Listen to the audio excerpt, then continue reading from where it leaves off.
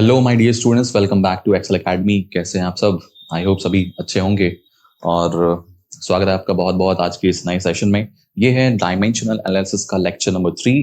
और बेटा आज से हम देखेंगे एप्लीकेशन ऑफ डायमेंशनल एनालिसिस के बारे में, है ना। तो सबसे फर्स्ट एप्लीकेशन के बारे में आज हम देखेंगे which is derivation of physical quantities using methods of dimension. तो चलिए विदाउट वेस्टिंग टाइम शुरू करते हैं। So, question number 1. It is given that experiments reveal that the velocity of water waves may depend on their wavelength lambda, density of water rho, and acceleration due to gravity small g. Establish a relation for velocity of water waves, है ना। तो देखो इस question में दिया हुआ है कि जो वाटर वेव्स की वेलोसिटी है v डिपेंड करती है क्या क्या चीजों पे डिपेंड करती है।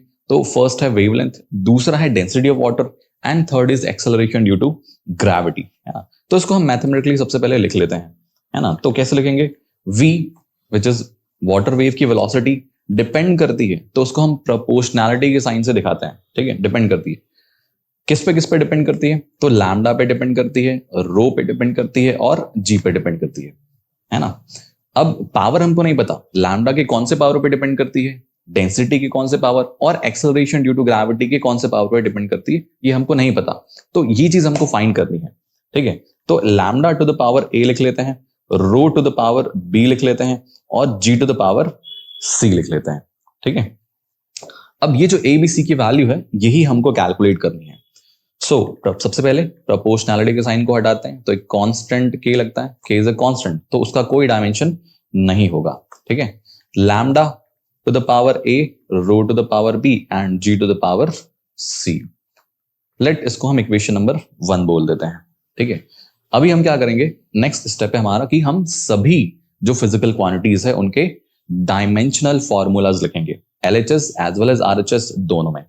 सो एलएचएस में दिया हुआ है वेलोसिटी, है ना। तो वेलोसिटी का डायमेंशनल फॉर्मूला होता है L T minus 1।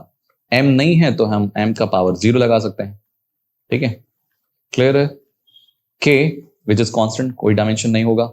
Lambda, lambda जो है वो लेंथ है ना, वेव लेंथ, तो वेव का लेंथ, तो लेंथ का जो डायमेंशन है वो एल हो जाता है, तो एल टू द पावर ए हो जाएगा, ठीक है। डेंसिटी, डेंसिटी का फॉर्मूला होता है एम एल माइनस 3 और इसका पावर हो जाएगा बी, और एक्सेलरेशन ड्यू टू ग्रेविटी का फॉर्मूला हो जाता है एल टी माइनस 2 और इसका पावर हो जाएगा स्मॉल सी, ठीक है बेटा।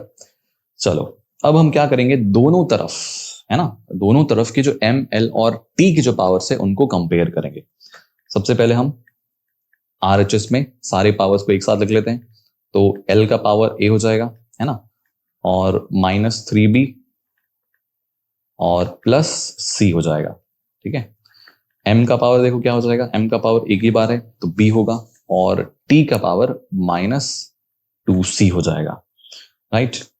और LHS में m to the power 0, l to the power कुछ नहीं तो 1 तो है, l टू द पावर 1 और t to the power minus 1।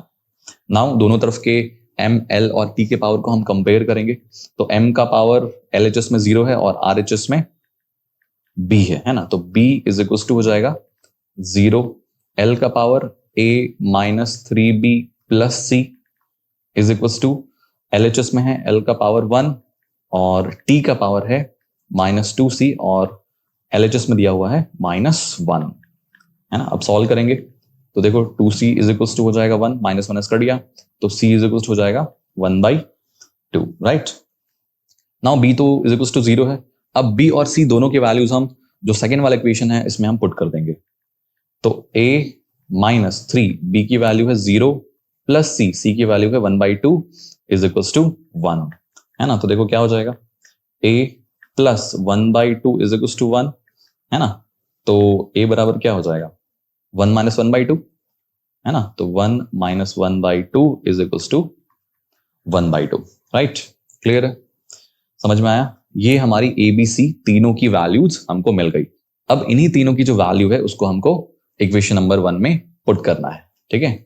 So equation number 1 में हम पुट कर देते हैं, है ना। तो क्या हो जाएगा देखो, v is equal to k lambda to the power a, a is equal to आया है 1/2, ठीक है। Rho to the power b, तो b की वैल्यू है 0 and g to the power c, और c की वैल्यू है 1/2। ठीक है, देखो अगर किसी का भी पावर 0 है तो उसकी वैल्यू हो जाती है 1, है ना। तो v इज इक्वल टू क्या है, k lambda to the power 1/2 g to the power 1/2। तो v इक्वल टू हो जाएगा k lambda to the power 1/2 and g to the power 1/2, है ना। लैम्डा और g को हम एक साथ लिख सकते हैं, लैम्डा और g, है ना, ब्रैकेट में पावर 1/2, राइट। और अगर किसी का भी पावर 1/2 है दैट मीन्स उसकी वैल्यू होती है क्या, उसको हम स्क्वायर रूट में लिख सकते हैं, है ना। पावर 1/2 का मतलब होता है स्क्वायर रूट। तो v इक्वल्स टू हो जाएगा k root over lambda into g। ये है फॉर्मूला फॉर वाटर वेव्स, ठीक है, in terms of lambda and g। क्योंकि रो का पावर 0 आया दैट मीन्स जो वाटर वेव्स की वेलोसिटी है वो डेंसिटी ऑफ वाटर पे डिपेंड नहीं करती है ना। यहां से हम ऐसा भी लिख सकते हैं कि जो v है वो रूट ओवर लैम्डा पे डिपेंड करता है, ठीक है, या रूट ओवर लैम्डा के डायरेक्टली प्रोपोर्शनल टू है। और क्या लिख सकते हैं, जो v है वो root over acceleration due to gravity के डायरेक्टली प्रोपोर्शनल टू है। ठीक है, ऐसा भी जो है प्रूफ करने के लिए क्वेश्चन आ सकता है। ओके, चलो नेक्स्ट क्वेश्चन की तरफ चलते हैं। So next question is the time of oscillation of a small drop of liquid under surface tension depends on density rho, radius a and surface tension s. Using dimension analysis, derive an expression for time period of oscillation. तो इस question में दिया हुआ है कि जो time period है ना, टाइम पीरियड क्या क्या चीजों पे डिपेंड करता है। तो पहला है डेंसिटी, रो पे डिपेंड करता है, रेडियस ए पे डिपेंड करता है, और सरफेस टेंशन एस पे डिपेंड करता है ना। इनके पावर हमको नहीं पता, ठीक है, इनके पावर हमको नहीं पता, तो हम एक्स वाई जेड मान लेते हैं, लेट एक्स वाई जेड, है ना। अब सर बोलोगे एबीसी क्यों नहीं माने, ठीक है, क्योंकि यहाँ पे ए जो है ना बेटा, वो रेडियस जो है उसको ए से डिनोट किया हुआ, तो कहीं कंफ्यूजन ना हो जाए ना, दो दो ए ना हो जाए, इसके लिए हमने यहाँ पे एक्स वाई जेड माना है। पी क्यू आर भी मान सकते हैं, है ना। तो चलिए टी प्रोपोर्शनैलिटी के साइन को हटाएंगे, है ना, तो एक कांस्टेंट लगेगा k root to the power x, a to the power y and s to the power क्या हो जाएगा जेड। ठीक है, चलो नेक्स्ट स्टेप क्या है, डायमेंशनल फॉर्मूलाज लिखने का। तो टाइम पीरियड का डायमेंशन हो जाता है टी, एम और एल नहीं है तो हम उनका पावर 0 लिख सकते हैं, ठीक है, m0 l0 t0। ठीक है, आरएचएस में डेंसिटी, डेंसिटी का फॉर्मूला होता है एम एल -3, ठीक है, to the power x.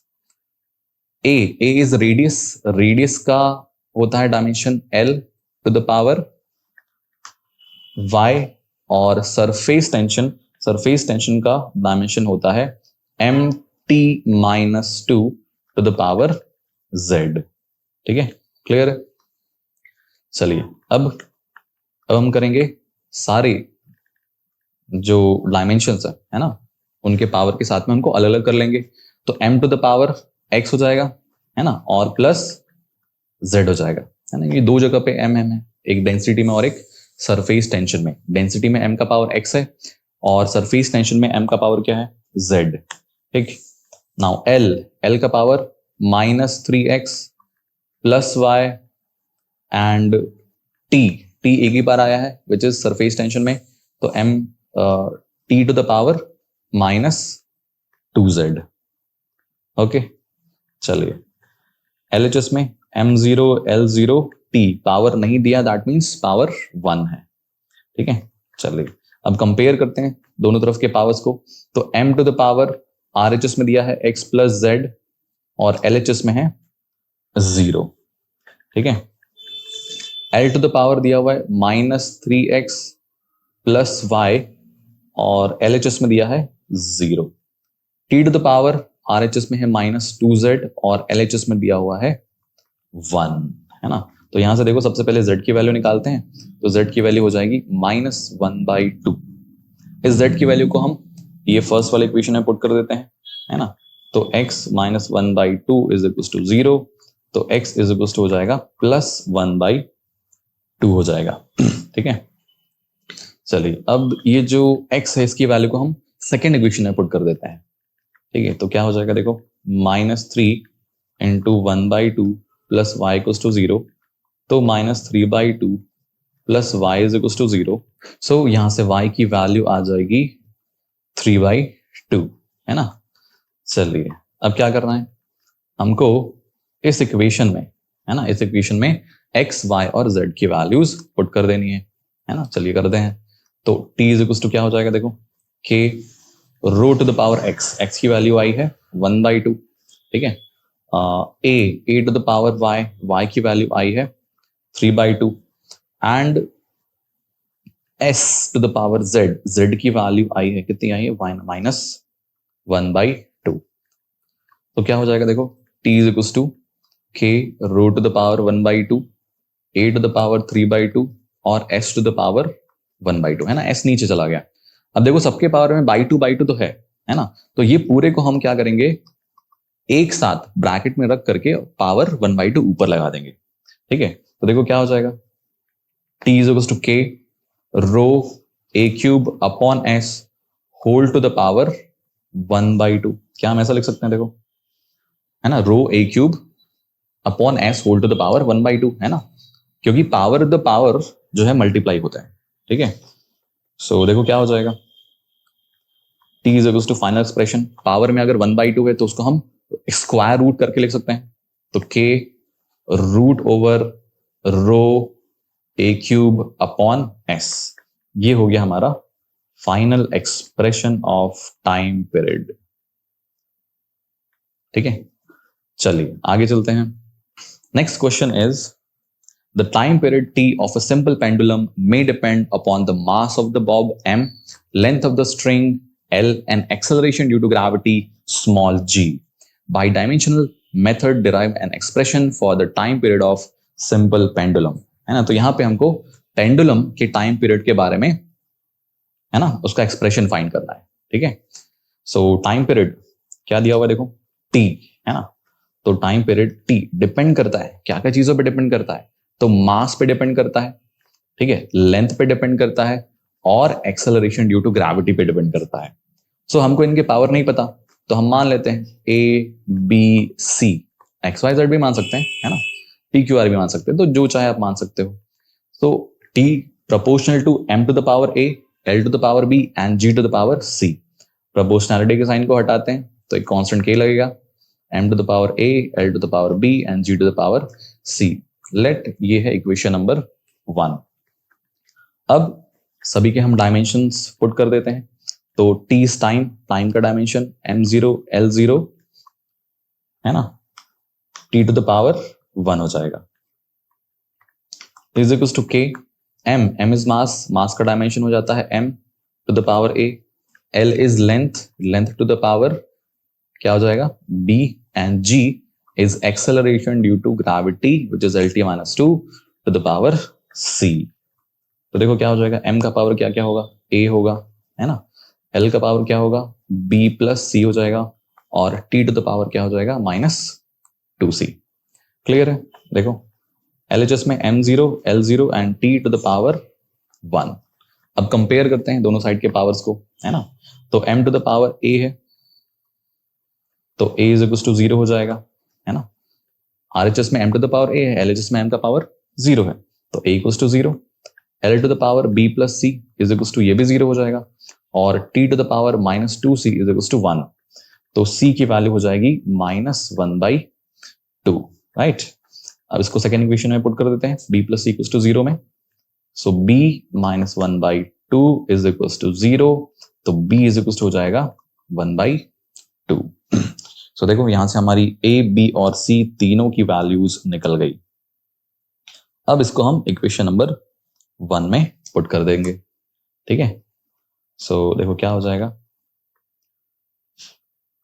t is equal to k m to the power a, तो a का a तो 0 हो जाएगा, है ना, l to the power b, b जो है वो है 1/2 and g to the power c, c is -1/2, ठीक है। क्लियर है, देखो सभी को हमने एबीसी की वैल्यू इक्वेशन 1 में पुट कर दी।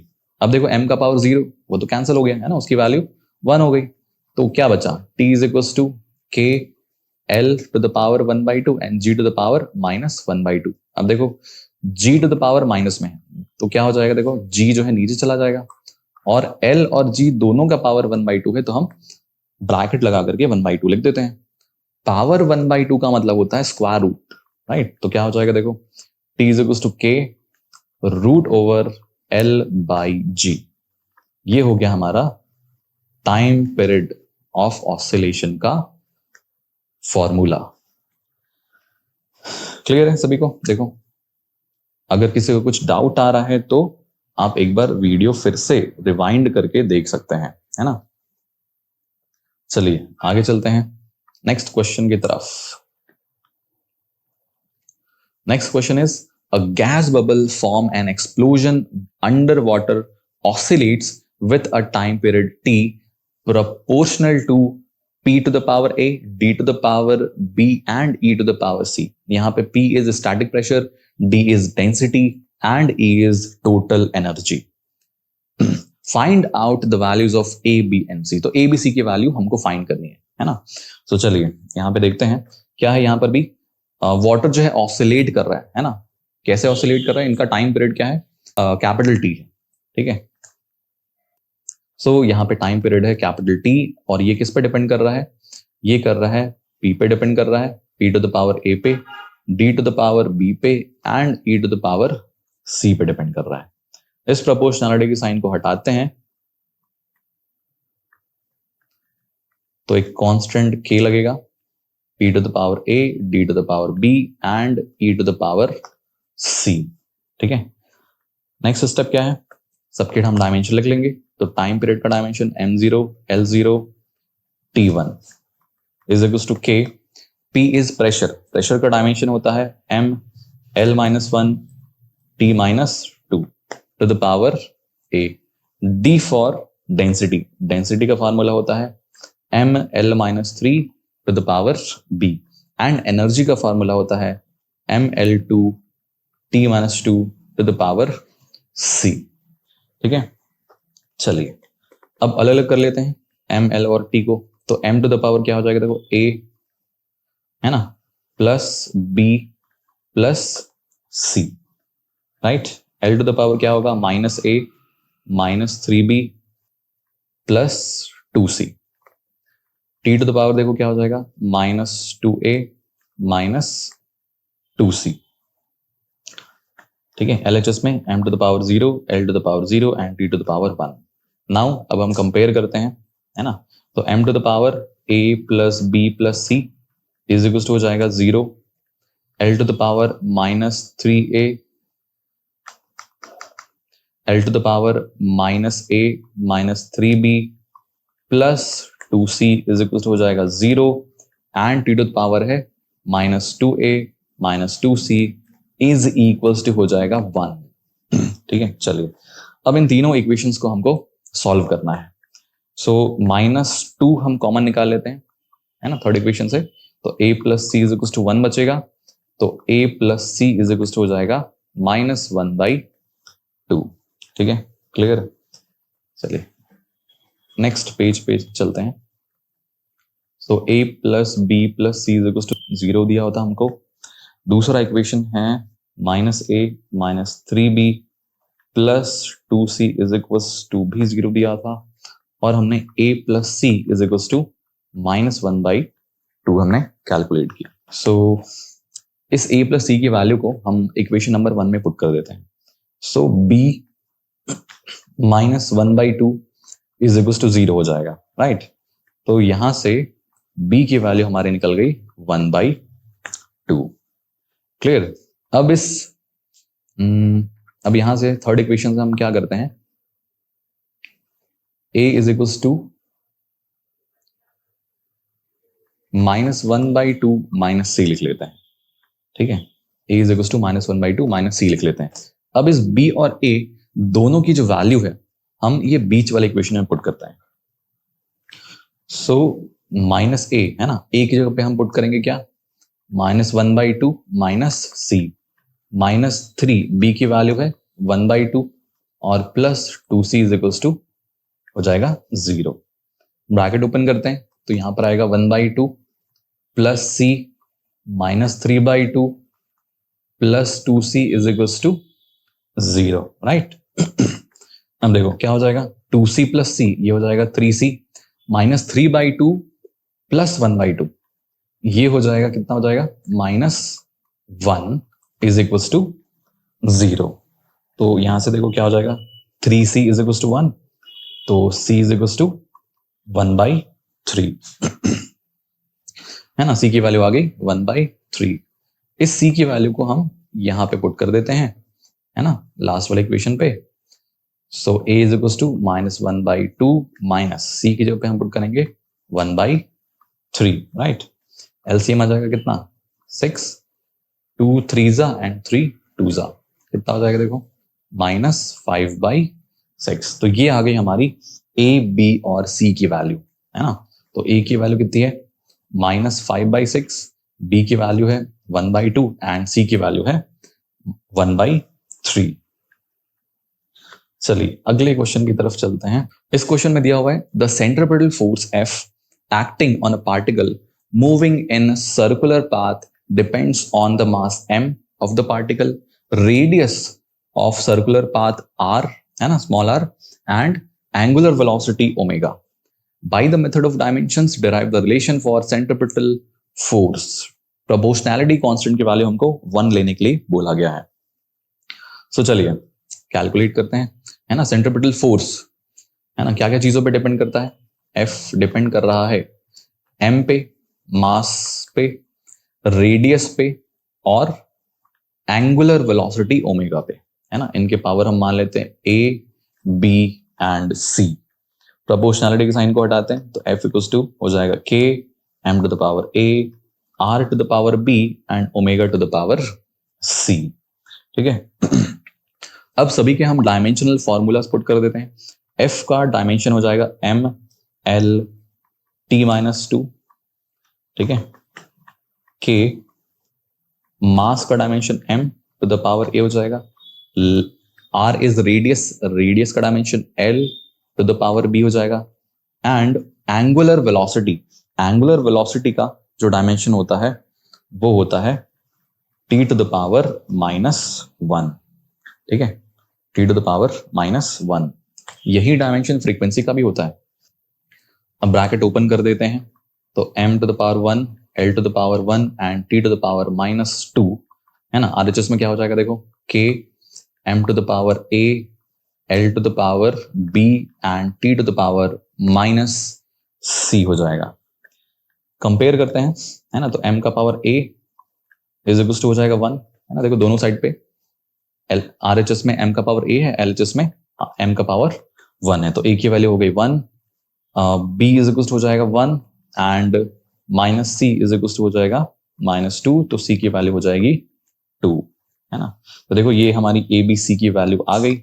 अब क्या करना है हमको, इस फॉर्मूले में, है ना, f equal to k m a r b and omega c, यहाँ पे हमको सारी वैल्यूज पुट कर देनी है। तो देखो क्या हो जाएगा, f is equal to k m to the power a, a की वैल्यू है 1, है ना, r to the power b, b की वैल्यू भी 1 है, और omega to the power c, c की वैल्यू है 2। तो देखो ये हो गया हमारा क्या, फिजिकल रिलेशनशिप। अब देखो यहाँ पे k की वैल्यू हमको 1 लेने के लिए बोला गया है ना, तो k की वैल्यू 1 पुट कर देते हैं। तो f इक्वल्स टू हो जाएगा m r ओमेगा स्क्वायर, है ना। This is our answer, right. Clear है सबको। चलिए आगे चलते हैं। And question number 6 is the wavelength lambda associated with a moving particle is given by, देखो दिया हुआ है यहाँ पे, क्या दिया है, lambda is equals to m to the power p, v to the power q and h to the power r दिया हुआ है ना। ये हमको लिख के दिया हुआ है, where m is mass, v is velocity and h is Planck's constant. So calculate the value of p, q and r. तो p, q और r की वैल्यू हमको यहाँ से फाइंड करनी है, ठीक है। चलिए अब सबके डायमेंशन हम पुट कर देते हैं। Lambda is a wavelength, wavelength का डायमेंशन हो जाएगा l, ठीक है। m इज मास, मास का डायमेंशन हो जाएगा capital M to the power p। v is velocity, velocity का डायमेंशन हो जाएगा l t -1 to the power q। And h is Planck's constant. Planck's constant का डायमेंशन होता है m L2 t-1 and to the power r. ठीक है, चलिए अब दोनों साइड पे हम कंपेयर करते हैं पावर्स को, है ना. LHS में देखो m नहीं है तो m का पावर 0, l भी नहीं है तो l का पावर. चलिए अब हम दोनों साइड के पावर को कंपेयर करते हैं LHS एंड RHS. तो LHS में m नहीं है तो m का पावर 0, l का पावर 1, t नहीं है तो t का power 0 is equals to. RHS में देखो m to the power p plus r हो जाएगा, l to the power q plus 2r हो जाएगा and t to the power minus q minus r हो जाएगा, राइट. कंपेयर करेंगे तो m to the power p plus r equals to हो जाएगा क्या 0, l to the power q plus 2r is equals to हो जाएगा 1 and t to the power minus q minus r equals to हो जाएगा 0. ठीक है, ये माइनस कॉमन ले लेते हैं तो q plus r equals to 0, minus को अगर RHS में भेजेंगे तो हो जाएगा 0, है ना. तो q plus r equals to 0, तो यहां से q इक्वल्स टू निकल जाएगा माइनस r के बराबर. ठीक है, अब इस q equals to minus r हम पुट कर देते हैं इस सेकेंड वाले इक्वेशन में, है ना. सो q, है ना, q की जगह पे हम पुट कर देंगे क्या minus r plus 2r equals to 1. तो 2r माइनस r ये हो जाएगा r, तो r की वैल्यू आ गई 1, है ना. अब ये r की वैल्यू को यहां पुट कर देते हैं p प्लस r में, तो p प्लस 1 इक्वल्स टू 0, तो p इक्वल्स टू हो जाएगा क्या माइनस 1. ठीक है, तो ये देखो हमारी p q और r की वैल्यू आ गई which is p equals to minus 1, q is equals to कितना. अच्छा, q की वैल्यू नहीं आई है ना, तो q की वैल्यू कितनी हो जाएगी माइनस r के बराबर. तो माइनस r की वैल्यू देखो कितनी आई है 1, है ना. तो q की वैल्यू कितनी आ गई माइनस 1. ठीक है, सो देखो क्या आ गई p का वैल्यू माइनस 1, है ना. q का वैल्यू ये भी क्या है माइनस 1 और r का वैल्यू आ गया प्लस 1. चलिए नेक्स्ट क्वेश्चन की तरफ चलते हैं. Next is given assuming that mass m of the largest stone that can be moved by a flowing river depends on v the velocity, rho the density of water and g the acceleration due to gravity. Show that mass m varies with the sixth power of the velocity of flow, है ना. तो हमको क्या proof करना है, देखो मास m जो है ना वो वेलोसिटी के सिक्स्थ पावर पे डिपेंड करता है, ये चीज हमको प्रूफ करनी है. ठीक है, ठीक है, ये चीज हमको प्रूफ करनी है. m is proportional to v to the power 6, है ना. ये चीज हमको प्रूफ करनी है. यहाँ पे दिया हुआ है m, है ना, क्या क्या चीजों पे डिपेंड करता है. तो m v पे डिपेंड करता है, डेंसिटी पे डिपेंड करता है and acceleration due to gravity पे डिपेंड करता है. यहाँ पे हम power a b and c मान लेते हैं, है ना. प्रोपोर्शनैलिटी की साइन को हटाते हैं तो एक कांस्टेंट k लगेगा, v to the power a, rho to the power b and g to the power c. ठीक है, चलिए अब सबके डायमेंशन पुट करते हैं. सो LHS में m है तो m इज मास, मास का डायमेंशन m. RHS में v इज वेलोसिटी, वेलोसिटी का dimension LT minus 1 to the power a. Rho is density, density का फॉर्मूला है ml minus 3 to the power b and acceleration का formula है LT minus 2 to the power c. ठीक है, चलिए bracket open करते हैं. LHS में m का पावर 1, l नहीं है तो 0, t नहीं है तो 0 is equals to k. m का पावर देखो RHS में कितना हो जाएगा m to the power b, है ना. l का पावर क्या हो जाएगा a minus 3b plus c और t का पावर हो जाएगा minus a minus 2c. Right, clear है. देखो नाउ कंपेयर करते हैं दोनों साइड पे m, l और t के पावर्स को. तो m का पावर है b, है ना, RHS में b है और LHS में m का पावर है 1, तो b की वैल्यू हो गई 1. l का पावर है a minus 3b plus c is equals to LHS में देखो l का पावर है 0. टी का पावर है -a-2c इज इक्वल टू हो जाएगा ये भी 0। ठीक है, तो b इज इक्वल टू 1 आया, और यहां से देखो लास्ट वाला जो इक्वेशन है -a-2c, यहां से हम माइनस कॉमन ले लेते हैं, तो a + 2c is equal to 0 हो जाएगा, है ना। तो a + 2c is equal to 0 हो जाएगा। सो यहां से हम a is equal to -2c लिख सकते हैं। ठीक है, अब इस a और b की जो वैल्यूज है इनको हम सेकंड इक्वेशन में पुट कर देते हैं, है ना, which is a - 3b + c। यहां पुट कर देते हैं, तो a की वैल्यू है -2c, b की वैल्यू तो 1 है तो -3 आएगा, plus c is equal to 0। देखो कितना आ जाएगा, -c - 3 इज इक्वल टू 0, तो c की वैल्यू हो जाएगी -3। ठीक है, चलिए, तो अगर c की वैल्यू -3 है तो a की वैल्यू कितनी होगी, a इज इक्वल टू है -2c के बराबर, है ना, तो -2 इंटू c की वैल्यू है -3, तो कितना हो जाएगा, देखो a की वैल्यू 6।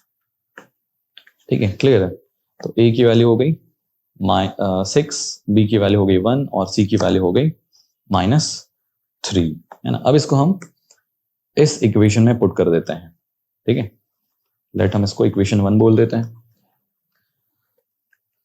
ठीक है, चलिए ABC को हम इक्वेशन 1 में पुट कर देते हैं, है ना। तो क्या आएगा, देखो m is equals to k v to the power a की वैल्यू है 6, root to the power b की वैल्यू है 1, और g to the power c, तो c की वैल्यू है -3। तो इस इक्वेशन को देखने से हमको ये पता चल रहा है कि जो m है वो v टू द पावर 6 के, है ना, डायरेक्टली प्रोपोर्शनल टू है, राइट। तो देखिए ये हमने प्रूव कर दिया कि m जो है v के पावर 6 के जो है प्रोपोर्शनल टू है। ठीक है, चलिए आगे चलते हैं। नेक्स्ट क्वेश्चन है हमारा क्वेश्चन नंबर 8, और यहां पे गिवन है Reynold number nr which is a dimensionless quantity determines the condition of laminar flow of a viscous liquid through a pipe. nr is a function of the density of the liquid, rho, its average velocity v, and coefficient of viscosity of the liquid eta, है ना। तो nr is also directly proportional to small d which is a diameter of the pipe.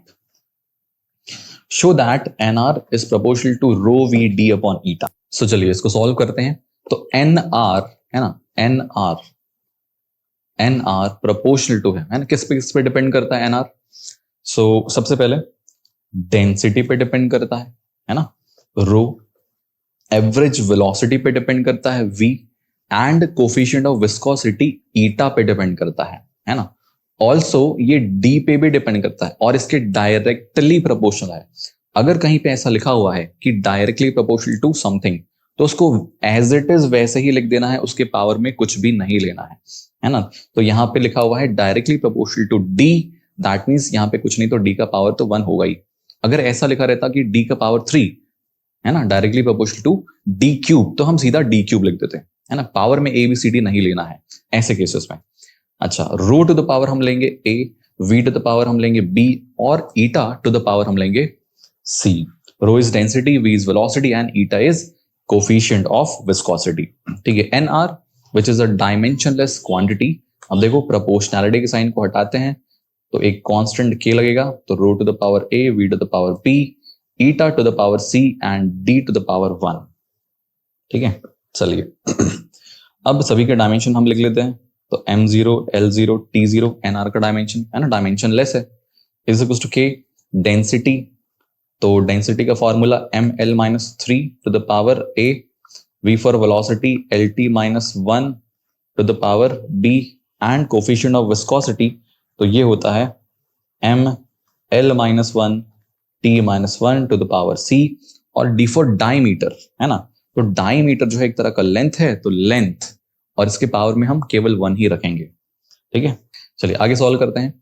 So m to the power हो जाएगा a, है ना, plus c, l to the power हो जाएगा -3a plus b minus c plus 1, right.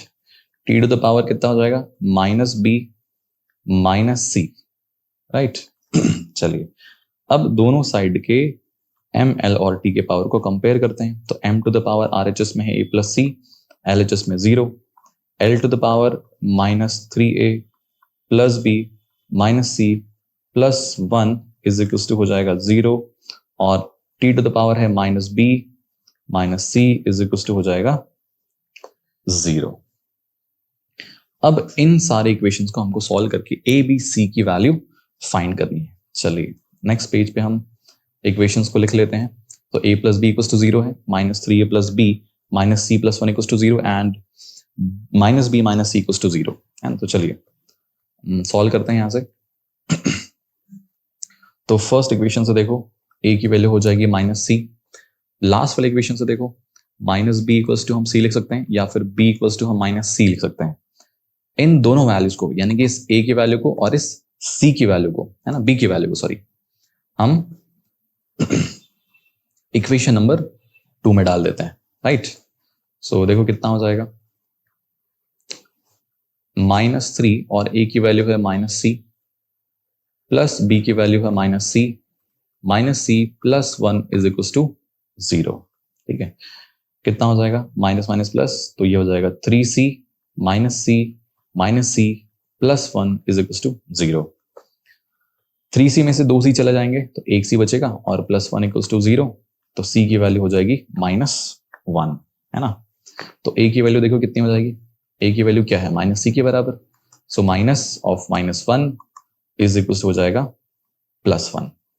b की value ये भी है माइनस c के बराबर, तो कितना हो जाएगा, तो minus of minus 1 is equals two plus 1, right. So a की वैल्यू आई 1, b की वैल्यू आई कितनी, ये भी 1 आ गई, है ना, और c की वैल्यू माइनस 1। अब इन सारी वैल्यूज को हम जो हमारा एक्सप्रेशन था, है ना, यहाँ वहां पे पुट कर देते हैं। एक्सप्रेशन क्या था, ये था एक्सप्रेशन हमारा, है ना, N R equals to k root to the power a v to the power b and eta to the power c into d के बराबर, राइट। चलिए यहां पे पुट कर देते हैं।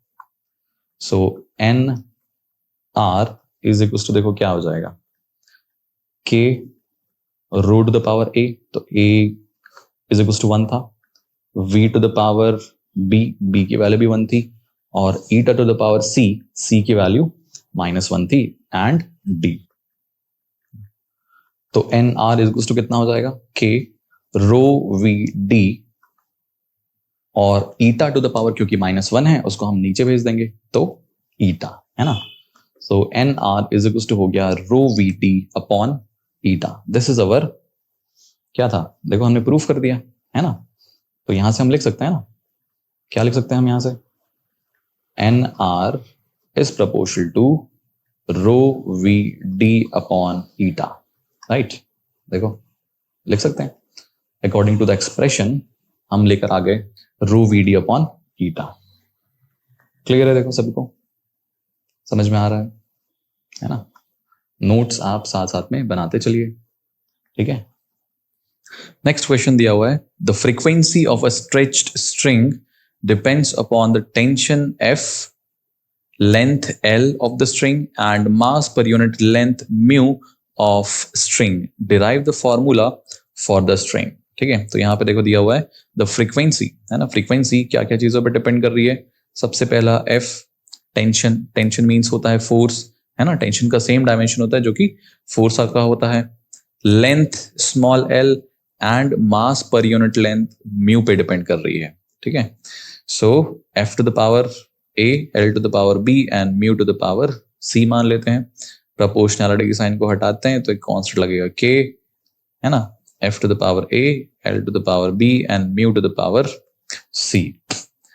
नाउ सारी फिजिकल क्वांटिटीज के हम डायमेंशनल फॉर्मूलाज पुट कर देते हैं। सो फ्रीक्वेंसी का डायमेंशन होता है t-1, m और l नहीं है तो m to the power 0 and l to the power 0 लिख देते हैं, ठीक है।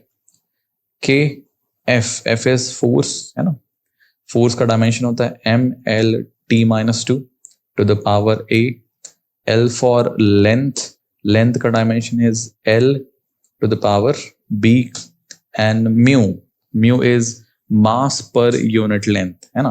तो mu को हम लिख सकते हैं m upon l, that means मास का डायमेंशन m और लेंथ का डायमेंशन l है, तो ये हो जाएगा ml minus 1. ठीक है, ml minus 1 is the dimension of mass per unit length. So हम लिखेंगे ml minus 1 to the power c. चलिए ब्रैकेट ओपन कर देते हैं. m0 l0 t to the power minus 1, ये हो गया LHS. RHS में होगा m to the power a plus c, है ना. l to the power a plus b minus c and t to the power कितना होगा minus 2a, राइट. चलिए अब कंपेयर करते हैं. सो m का पावर RHS में है a plus c, so a plus c is equals to 0 हो जाएगा, है ना. LHS में m का पावर 0 है. l का power a plus b minus c is equals to 0 हो जाएगा and t to the power minus 2a is equals to minus 1 हो जाएगा, राइट. सो सबसे पहले t के पावर को सॉल्व कर लेते हैं, तो माइनस माइनस दोनों साइड से कट जाएगा, है ना.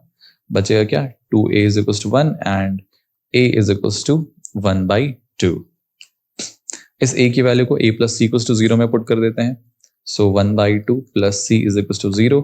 तो यहां से देखो c equals to हो जाएगा minus 1 upon 2. अब a और c की वैल्यू को हम सेकेंड इक्वेशन में पुट करते हैं, which is a plus b minus c is equals to 0. So a की जगह पे 1 by 2 plus b minus c की जगह पे minus 1 by 2 is equals to 0, है ना. तो देखो क्या हो जाएगा, b 1 by 2 minus minus plus, है ना. यहाँ पे देखो ये माइनस माइनस प्लस हो जाएगा, तो b प्लस 1 by 2. ठीक है, सो 1 by 2 प्लस 1 by 2 ये हो जाएगा 1 इज इक्वल्स टू 0. तो b की वैल्यू यहां से आ जाएगी -1. क्लियर है, देखो. सो a की वैल्यू आई 1 by 2, b की वैल्यू आई -1 एंड c की वैल्यू आई -1 by 2. सो अब इन a, b और c की वैल्यू को इस इक्वेशन में पुट कर देते हैं, है ना.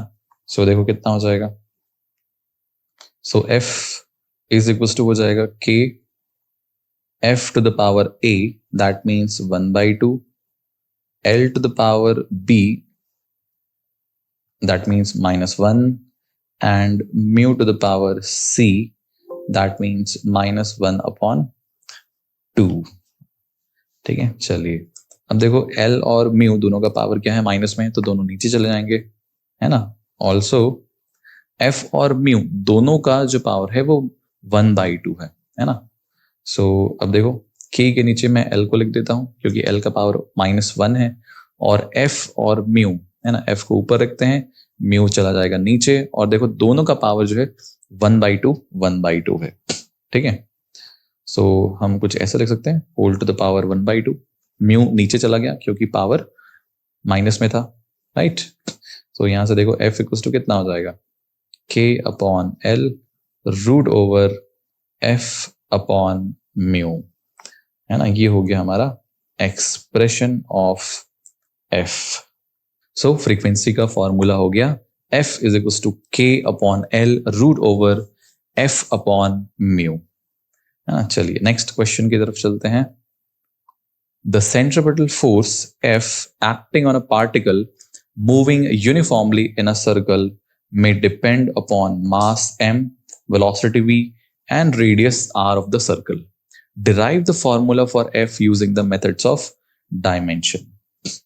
चलो, तो यहाँ पे देखो बोला गया है सेंट्रिपेटल फोर्स F है ना, और ये क्या क्या चीजों पे डिपेंड कर रहा है, तो मास m पे डिपेंड कर रहा है, वेलोसिटी v पे डिपेंड कर रहा है, एंड रेडियस स्मॉल r पे डिपेंड कर रहा है. ठीक है, इनके पावर ABC मान लेते, तो m to the power a, v to the power b and r to the power c.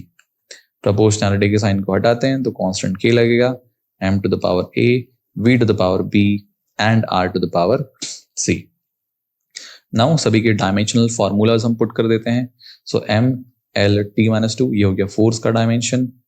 ठीक है, RHS में देखो m का डायमेंशन तो कैपिटल M ही होगा, v का डायमेंशन LT माइनस 1 हो जाएगा to the power b, and r is radius, radius to the dimension L हो जाएगा और पावर c।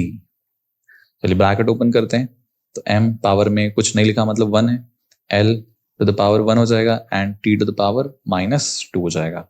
ये हो गया LHS का। RHS का देखते हैं, तो m to the power a है ना, L टू द पावर क्या हो जाएगा b प्लस c, दो जगह पे है, और t टू द पावर हो जाएगा -b। चलिए अब m, l और t के जो पावर है उनको हम कंपेयर करेंगे। सो RHS में m का पावर a है, LHS में 1 है, तो a की वैल्यू आ गई हमारी 1। ठीक है, l का पावर RHS में b प्लस c है और LHS में 1 है, एंड t का जो पावर है -b इज इक्वल टू हो जाएगा -2। तो माइनस माइनस कर दिया तो b की वैल्यू आ गई 2, है ना। तो a की वैल्यू 1 है, b की वैल्यू 2 है, एंड इस b की वैल्यू को हम ये b plus c is equal to 1 वाले इक्वेशन में पुट करते हैं, तो 2 plus c is equal to हो जाएगा 1, सो c इक्वल टू हो जाएगा 1 minus 2 which is equal to -1। So देखो क्या आई, c की वैल्यू -1, है ना। चलो अब इन सभी को, इन जो वैल्यूज निकली है ABC को हम इस इक्वेशन में पुट कर देते हैं, right. Let this is equation number 1।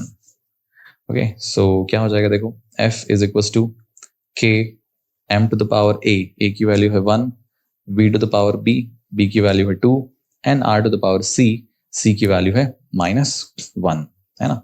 तो r जो है वो नीचे चला जाएगा क्योंकि r का पावर माइनस में है। सो क्या हो जाएगा देखो, f equal to k m v square upon r। Clear है, आया देखो समझ में।